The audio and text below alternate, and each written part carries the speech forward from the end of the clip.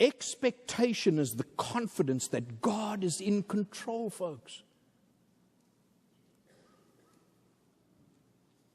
Number one, have a keen heart. Number two, have confidence.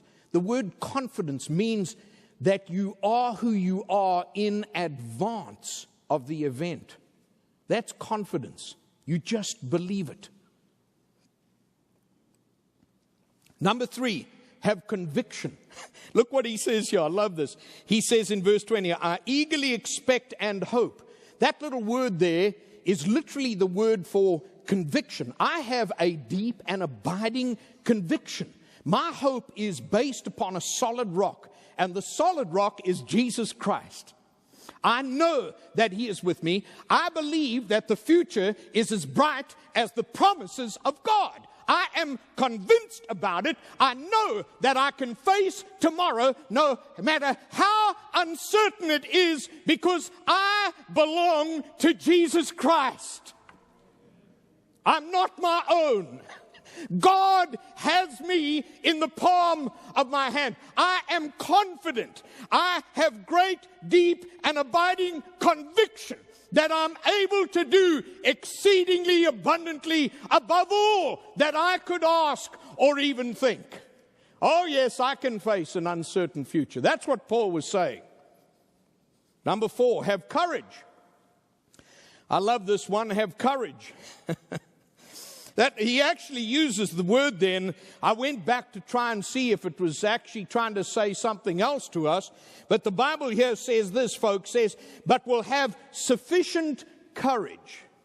That adverbial tag along there, that little smacking or smidgering of descriptiveness that attaches itself to courage. Paul is just saying, but God, I want to ask you that you would infuse in me all that is necessary to give me the quality of mind and spirit to face difficulties without fear.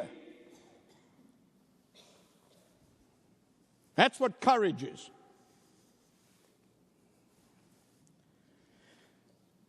Courage is a God-given attribute that God gives to those that He loves, that enables you and me by the Spirit of God to face difficult times and uncertain times and painful times without fear.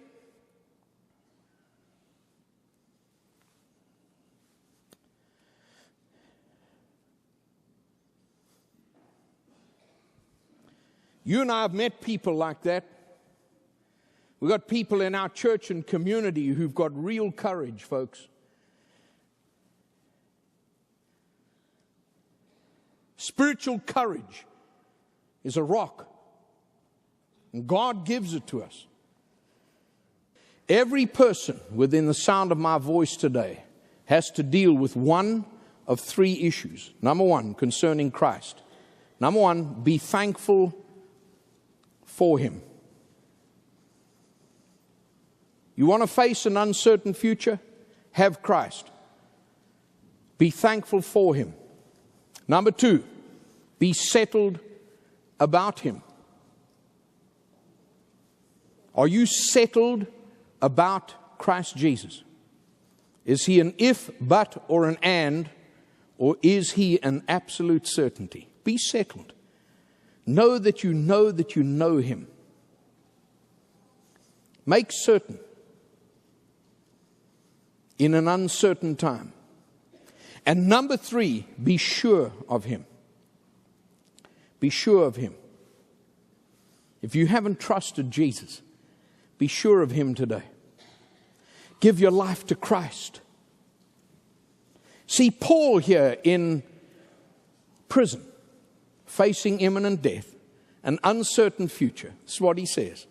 He says, I eagerly expect and hope that I will in no way be ashamed, but will have sufficient courage so that now as always Christ will be exalted in my body, whether I live or whether I die. What's he saying to us? Giving us 5 keys, folks. Paul did. God did. This is what God has given to someone like me and to you.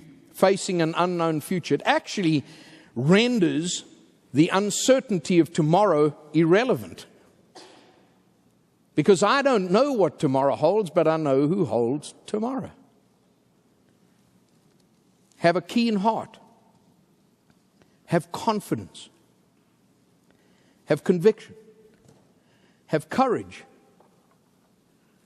And have Christ living in your heart.